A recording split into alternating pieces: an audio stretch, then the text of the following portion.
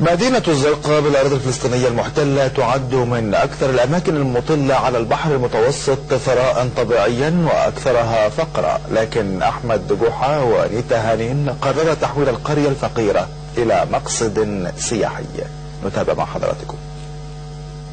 السحر والجمال والطبيعة الخلابة هي مكونات الخلطة السحرية لتحويل أي مكان في العالم إلى موقع سياحي متميز.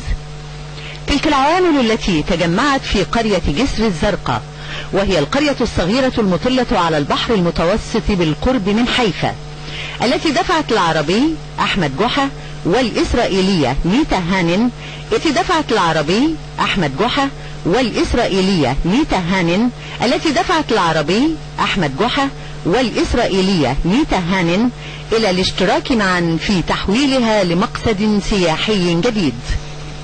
قام أحمد ونيتا باستثمار أموالهما في تحويل بيت قديم كان يملكه جحا إلى فندق سياحي استطاع أن يجذب سائحين من مختلف أنحاء أوروبا ويضع القرية على الخريطة السياحية.